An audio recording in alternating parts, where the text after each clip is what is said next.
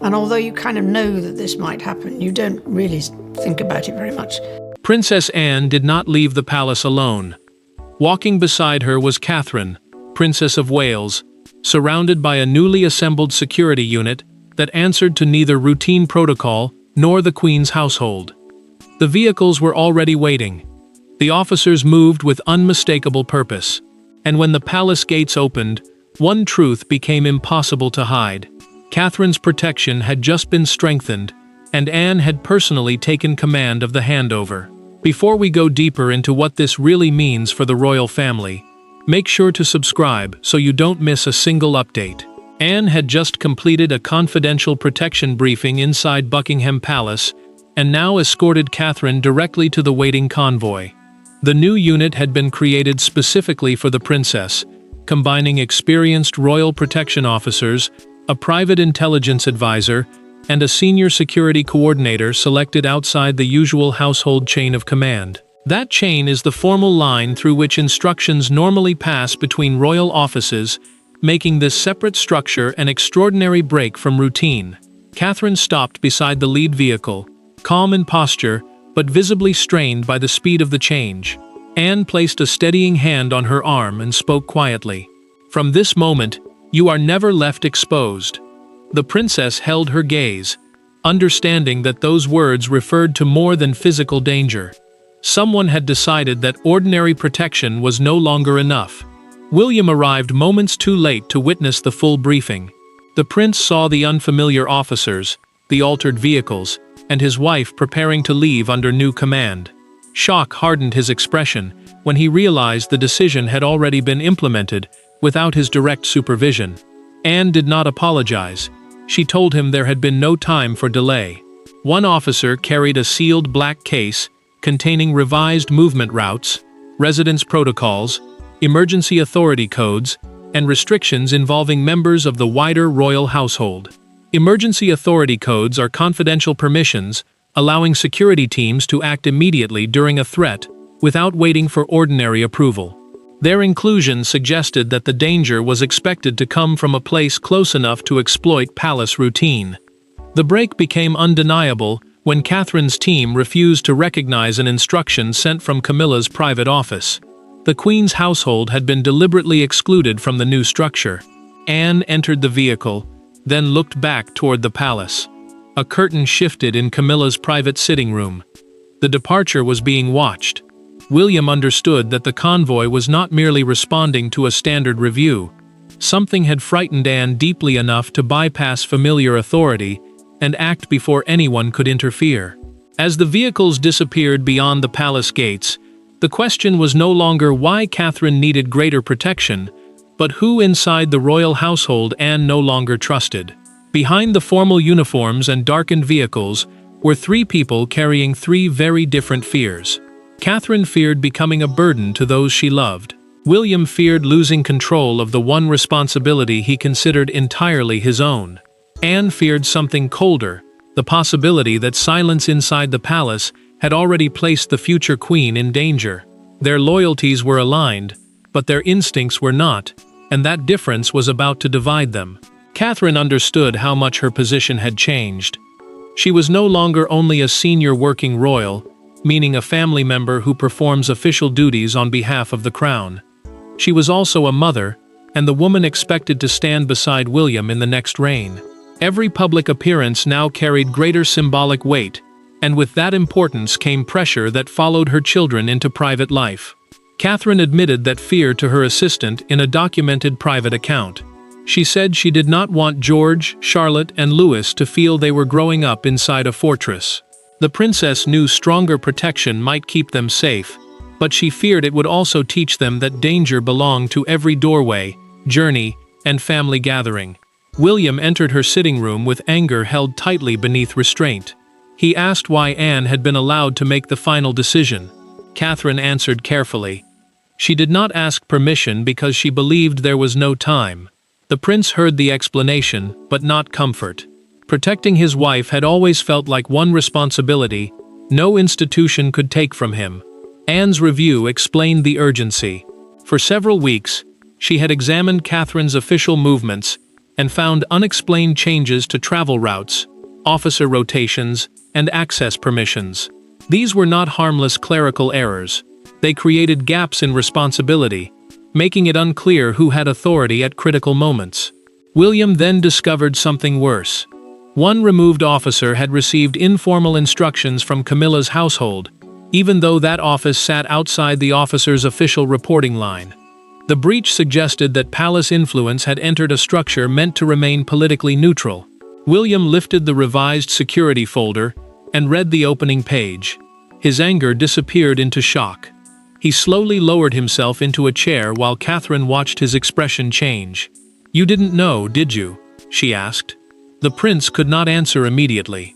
Anne had not taken control from him for pride. She had acted because someone had already weakened the system beneath him. The new team had been created in secrecy, but its true origin lay in one disturbing evening, when Catherine's protection suddenly failed at the worst possible moment. Every palace crisis has a moment that later becomes impossible to forget. For Anne, it was a winter reception at Windsor Castle, when Catherine was directed through an unapproved corridor and left without her principal protection officer for 11 minutes. Nothing happened publicly. No alarm sounded. Yet when Anne saw Catherine emerge alone, pale and confused, she understood that the most dangerous failures were not always loud. Some arrived disguised as ordinary mistakes. Catherine's official exit route had been changed shortly before departure from the private diplomatic reception. A lead protection officer is the senior security professional responsible for controlling a royal's movement, access, and emergency response. That officer had approved one route. Someone inside the palace quietly substituted another without authority, breaking the chain designed to ensure that no royal moved beyond protection. A temporary palace aide guided Catherine into the East Gallery, while her assigned officer was redirected toward a different entrance by a false radio instruction. The princess initially dismissed the incident as confusion. She told Anne that receptions involved hundreds of moving parts, and that mistakes happened. Then her hands began to tremble as she removed her gloves. Catherine admitted that she had heard unfamiliar footsteps behind her. An unknown man had followed several paces back through the corridor before disappearing near a service doorway. She had not seen his face clearly. That uncertainty frightened her more than recognition would have. Anne's anger sharpened when Catherine asked her not to tell William immediately. The future queen said he already carried too much pressure and would blame himself for a failure he had not caused. The Princess Royal heard compassion in the request, but she also heard the dangerous habit of hiding fear to protect everyone else. The radio review destroyed any hope that the mistake was harmless. Investigators found that the false instruction had used an internal authorization phrase, a confidential verbal code accepted by officers as proof that an order came from senior palace authority. Only a small circle of household staff knew it. The next discovery was worse. The temporary aide vanished from the following morning's duty roster, and the personnel file disappeared before Anne's office could obtain a complete copy. Someone was not merely avoiding embarrassment. Someone was erasing the trail. Anne closed the reception room door, placed Catherine's abandoned route card on the table, and faced the security director. "This was not confusion," she said. "Someone tested the boundary." The Windsor incident gave Anne her proof, but demanding accountability would force her to confront a household that believed its authority could never be questioned. There were no advisors in the room when Princess Anne placed the altered route card in front of Camilla. No secretaries, no protective courtiers, and no carefully prepared palace language. Only two royal women separated by a polished table and a decision that could no longer be explained away. Camilla looked at the document without touching it. Anne remained standing. Then came the accusation that shattered every remaining pretense of unity. Anne had requested the private meeting after tracing the route change to an office operating under Camilla's household administration. That household was the group of staff responsible for supporting the Queen's official duties, correspondence, and ceremonial arrangements. It had no proper authority to interfere with Catherine's personal protection. The distinction mattered because royal security could not be treated like another scheduling problem. Camilla defended her staff. She said they had only tried to simplify movement during a crowded reception and never intended to separate Catherine from her officer. The Queen described the failure as a serious administrative mistake, but Anne rejected the language immediately. "Intention is irrelevant when the future Queen is left alone," she said. Anne's anger remained controlled, yet every word struck harder because she refused to raise her voice. Catherine had been followed through an unapproved corridor. Her protection officer had been diverted by a false command. To the Princess Royal, that was not confusion. It was a violation. Camilla's composure finally cracked when Anne announced that Catherine would no longer be protected through any system connected to her household. The Queen accused her of public humiliation and of treating her office as an internal threat. Anne answered that trust ended the moment palace influence entered a security chain it had no right to control. Then she revealed the evidence Camilla had not expected. The missing aide's temporary appointment had been approved through a recommendation bearing the authority of the Queen's senior private secretary, the official responsible for managing her most sensitive household decisions. Camilla insisted she had never seen the recommendation. Her denial created two possibilities, and neither offered comfort. Either her office had failed at the highest level, or someone had used her authority without her knowledge. Camilla pushed back her chair and demanded that Anne sit down. The Princess Royal did not move. She turned the root card toward her and said, "Catherine walked alone because someone in your household opened the door." No apology followed. No compromise was offered. Anne left the room to activate a security authority granted to her years earlier by Queen Elizabeth, a power almost nobody knew remained valid. Camilla believed the dispute was about household boundaries, but Anne was already reaching for a power that could remove those boundaries entirely. Anne's influence did not begin with the convoy outside the palace.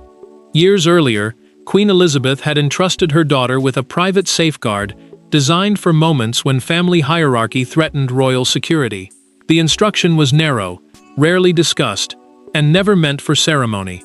But once activated, it allowed Anne to demand an independent protection review for any senior royal whose safety had become entangled with competing household loyalties. The private security memorandum had been created after earlier emergencies revealed how separate royal households could obstruct one another. A memorandum is a formal written instruction preserving authority beyond an ordinary conversation. In this case, it allowed urgent protection decisions to move outside palace rivalry when confusion between royal offices placed a senior family member at risk. Anne had been named as the independent family representative, empowered to request immediate restructuring whenever the sovereign's household or the direct heir's protection faced compromised coordination. The provision did not make her commander of every royal officer. It gave her the right to break through delay when ordinary chains of authority had become part of the danger. Charles read the document without speaking.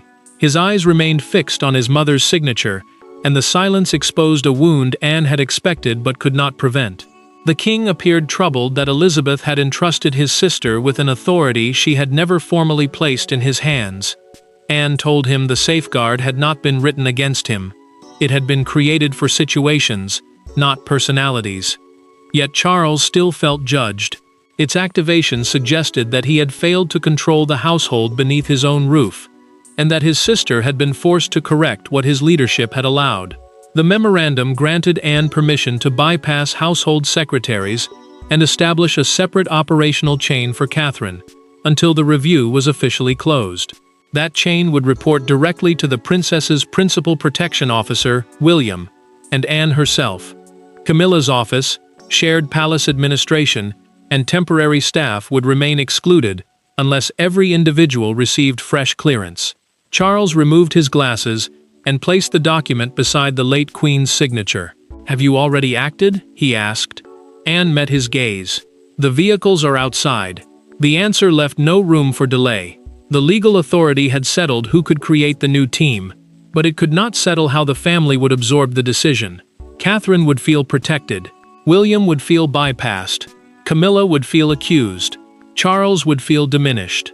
By the time Charles looked toward the palace courtyard, Anne's decision was no longer awaiting royal approval, it was already moving through the gates. The first consequences arrived without ceremony.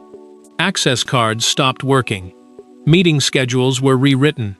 Officers who had spent years crossing freely between royal households were suddenly required to request permission. For Catherine, the changes brought relief mixed with sadness. For Camilla, they felt like an unmistakable public demotion.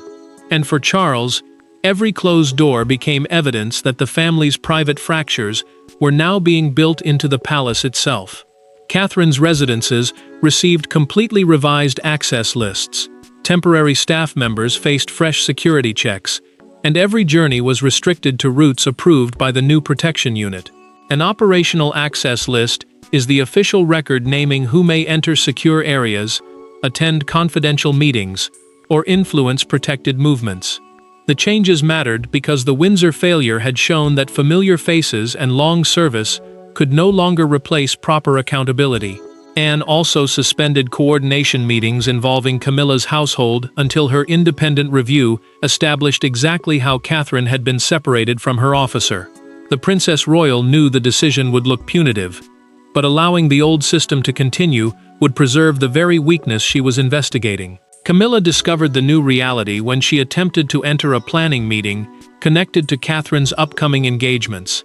An officer stopped her politely and explained that her name did not appear on the operational list. The Queen remained still for a moment, then turned away without arguing. The refusal lasted seconds, but its emotional force was devastating. Charles found her alone afterward. Camilla told him, "They looked at me as though I had done this to her." The king wanted to reassure his wife, yet the evidence had made simple comfort impossible. Her office had influenced movements it had no authority to control, whether she personally knew or not. Charles could defend her intentions, but he could not deny the breach. Investigators then placed 2 senior staff members on leave after discovering that route changes had been shared through unofficial personal devices. One recovered message described Catherine's schedule as needing to become more manageable for the Queen's program. That sentence exposed the deeper failure. Security had been altered to accommodate Camilla's engagements, turning the future Queen's protection into a problem of convenience. Catherine carried the consequences home. When she entered her children's schoolroom, Charlotte noticed an unfamiliar officer standing outside and asked whether something bad had happened. The princess knelt beside her daughter. "Something was corrected," she answered. The words protected the child from fear, but they could not hide Catherine's sadness. Safety had been restored through separation, and every safeguard now reminded her that trust had failed. The palace saw exclusion and punishment, but Catherine was about to learn that Anne's actions had been driven by a promise made long before the Windsor incident. With the officers waiting outside, and no courtiers between them, Catherine finally asked Anne the question everyone else had avoided.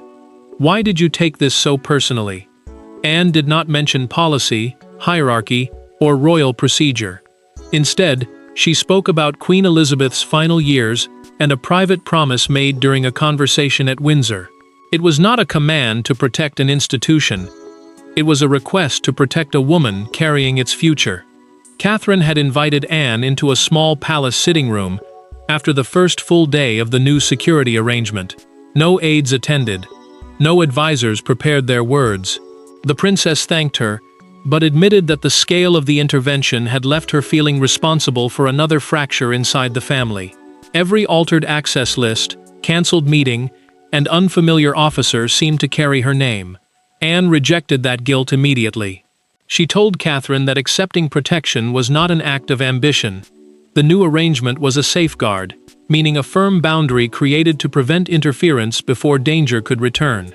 It mattered because the Windsor failure had shown that kindness and familiarity were not enough to keep royal security untouched by household rivalry. Catherine's composure finally weakened.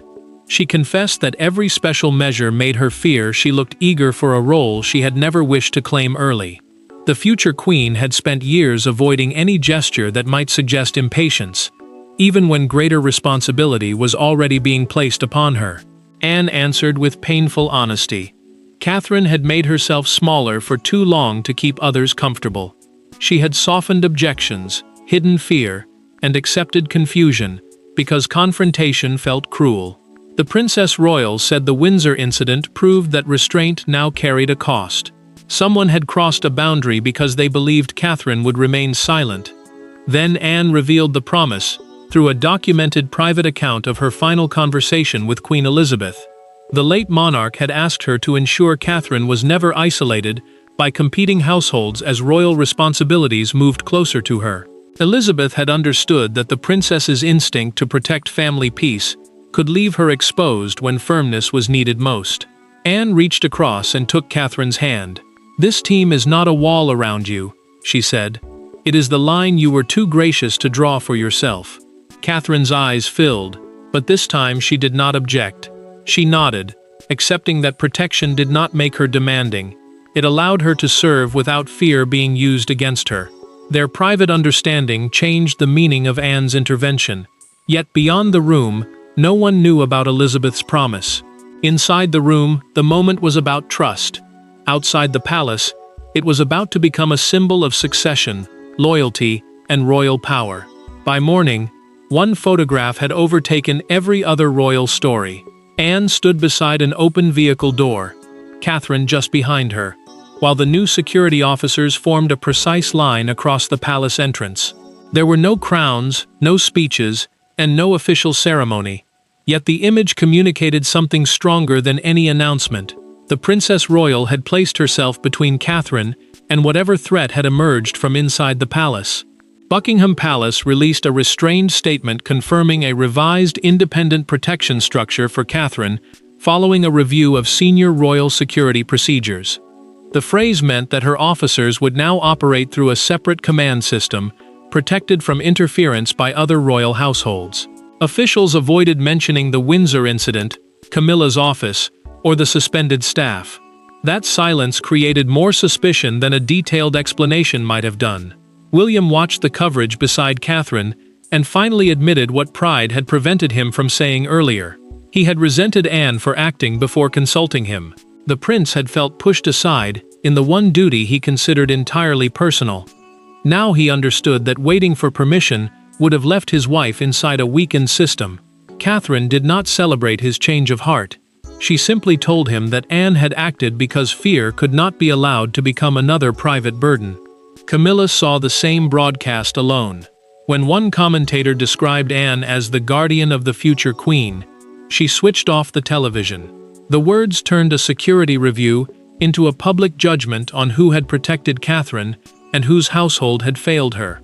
The pressure intensified when a broadcaster displayed a timeline showing that Anne had activated the new team hours before Charles formally acknowledged Queen Elizabeth's memorandum. The Princess Royal had risked the king's anger because she believed delay itself had become dangerous. The palace then confirmed that the arrangement would remain permanent. That single word changed everything. The failure had not exposed one careless officer or one confused route. It had revealed a structural weakness deep enough to require lasting separation. Outside Buckingham Palace, a crowd gathered beneath umbrellas as newspaper deliveries arrived. One front page carried the headline, "Anne draws the line." A woman raised the paper toward the gates while others applauded the departing convoy. The public saw discipline, courage, and protection. Inside the palace, others saw accusation. Charles could no longer avoid the question: was Anne's intervention an act of rebellion against his household, or service to the crown when ordinary authority had failed? The nation had already reached its judgment. Now the king had to decide whether to defend wounded pride or acknowledge the woman who had acted when everyone else hesitated.